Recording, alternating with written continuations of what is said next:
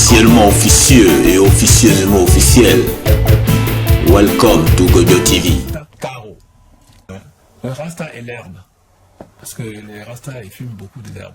C'est quel rapport? Ça dépend quel rasta. Alors, déjà, bon, ça a été beaucoup amené quand même par les sadhus d'Inde. C'est eux qui ont emmené ça avec leur culture. Parce que les sadhus, quand ils ont emmené des Indiens pour travailler en Jamaïque, les sadhus, eux, c'était leur culture de fumer la sativa et aussi d'être végétarien. Donc tout ça, ça a été emmené par les sadhus, avec leurs longs locks, tout ça. Mais les locks n'ont pas été emmenés que par les sadhus. Les locks, il y a eu plein de... Voilà, parce que déjà, même ne serait-ce que les Okomfo africains, voilà, les guerriers, les rois, les guérisseurs avaient des locks. Donc bon, c'est autre chose.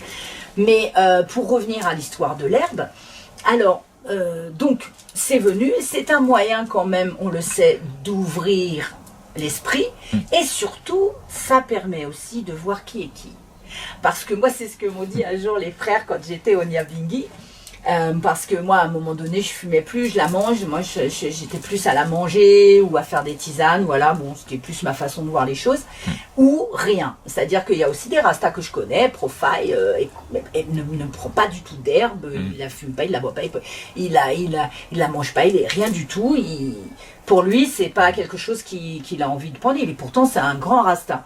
Donc, c'est pas obligatoire. Mais quand tu arrives dans un Nyabinghi, par exemple, si tu fumes, surtout le chalice où c'est puissant, si tu fumes, tu vas montrer ton vrai visage.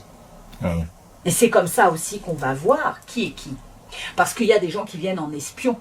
Ils viennent pour voir ce qui se passe. Tu as aussi des gens qui viennent en bandit. Ils viennent parce qu'il faut qu'ils se réfugient, donc ils viennent dans les camps Rasta. L'herbe, en fin de compte, va les mettre tellement aéris, tellement à l'aise, qu'ils vont laisser voir qui ils sont.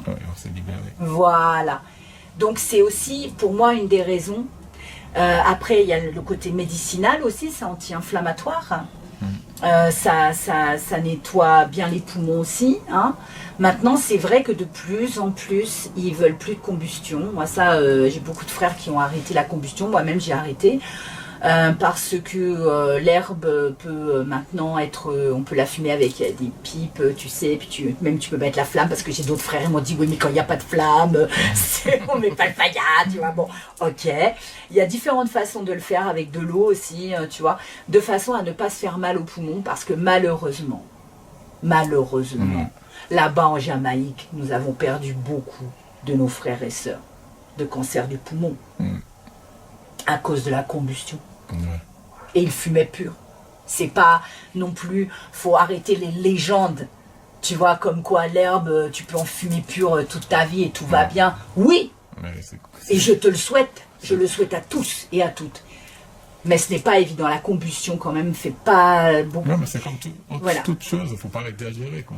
Il y a ça aussi, tu vois, parce que dans les bingis, c'est là qu'on va beaucoup fumer, mais après, quand tu travailles, quand tu dois aller dans la forêt, tu fumes pas, parce que moi j'ai vu, quand tu dois marcher 1h45 dans je les faisais rire quand je disais dans la jungle amazonienne, tu vois, avec ton coupe-coupe en train de... Tu connais, toi, la Côte d'Ivoire aussi, tu les as, ces forêts-là. Bon, ben là, si t'as fumé, c'est un peu compliqué quand même des fois. T'aurais presque envie de t'arrêter puis de regarder le joli petit oiseau avec plein de couleurs qui passe, tu vois.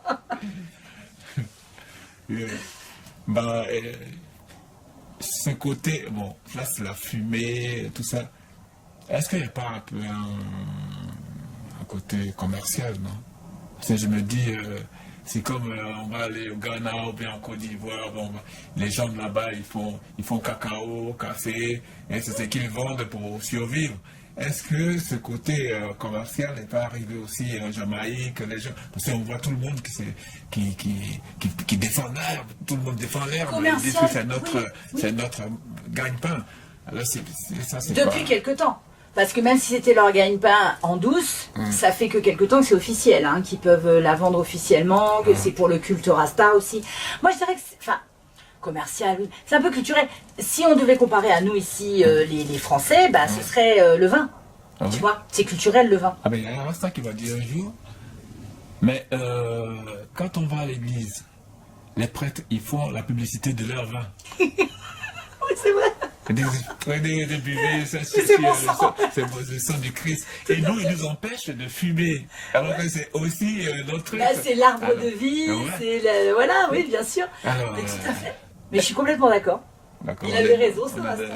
toujours dans l'inégalité des choses. Mais bien sûr, bah, c'est aussi bon. Là-bas en Jamaïque, je l'ai pas vécu comme ça. En Jamaïque, avant qu'il y ait la liberté de vendre, tu vois, que ça soit pas légalisé, moi, t'avais la police, hein, puis la police là-bas, elle est pas comme ici. Hein, ils arrivent avec les gros trucs et tout.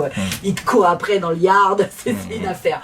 Mais franchement, les Rastas, on les laissait tranquilles. On m'a jamais pris la tête parce que pour nous, c'était un culte. Donc voilà, c'était notre herbe de culte, puis on faisait pas de bêtises, on faisait rien d'autre à côté, mais c'est culturel. Je veux dire, il y a même des Jamaïcains qui sont pas rastas qui fument.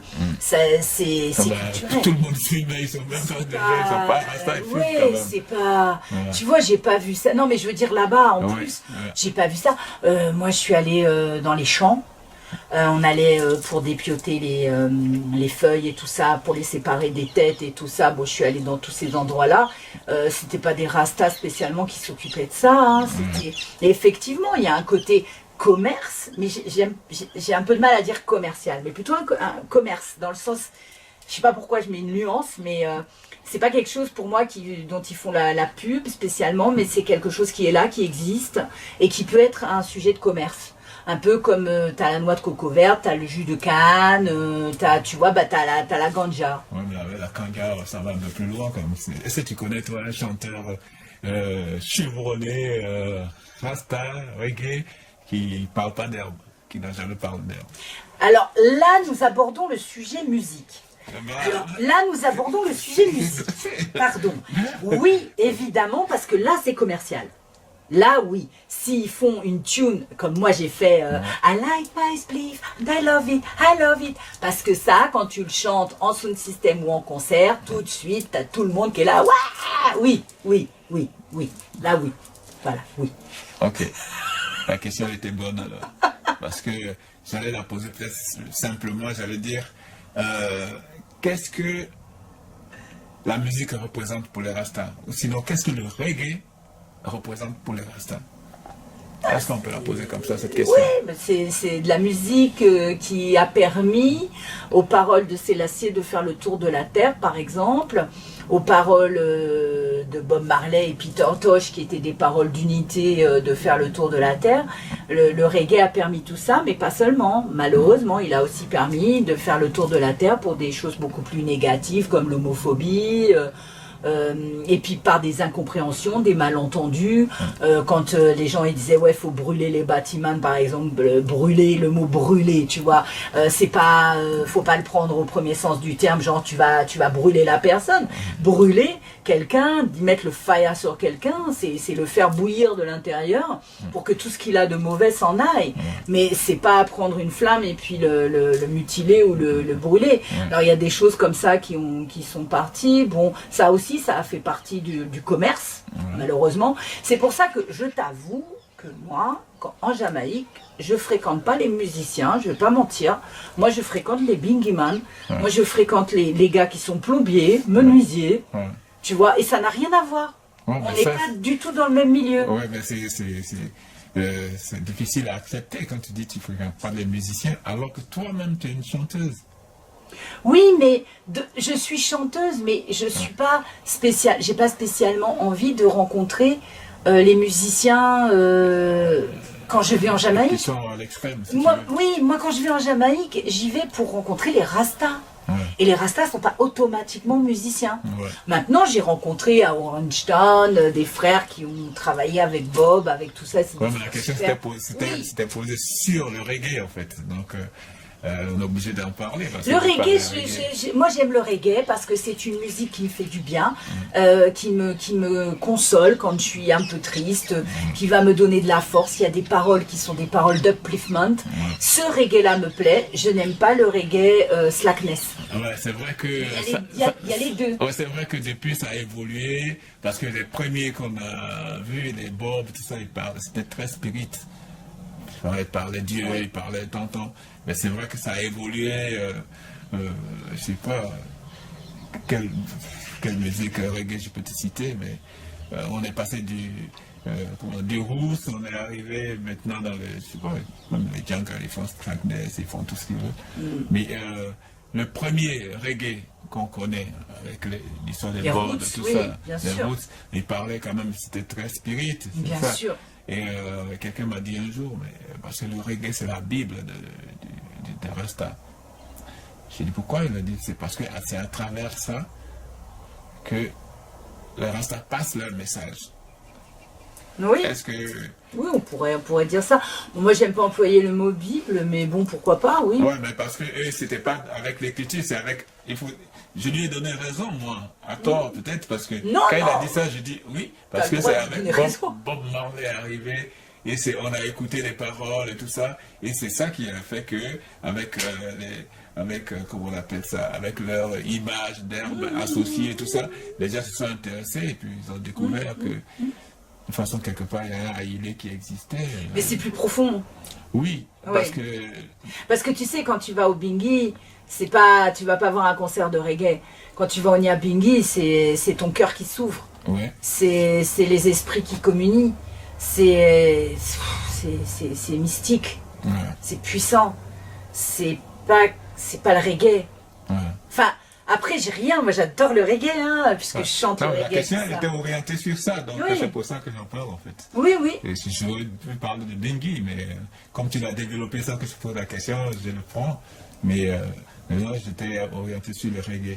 Parce qu'il y a beaucoup qui pensent que tous les dreads, déjà, c'est une grande différence. Hein, parce que quand tu as des dreadlocks, on dit tu es rasta. Bon, je ne l'accepte pas trop, mais bon. Non, donc, c'est comme on dit, tu as des dreads. Ouais, il a des dreads, non, mais c'est un rasta. On lui dit c'est un dread, on dit non, c'est un rasta. Alors, bon, lui, il écoute, il adore Bob Marley, il écoute du reggae et tout ça. Ouais, et moi, j'adore le rap. Et pourtant, moi, j'adore le rap. À bientôt sur Gojo TV.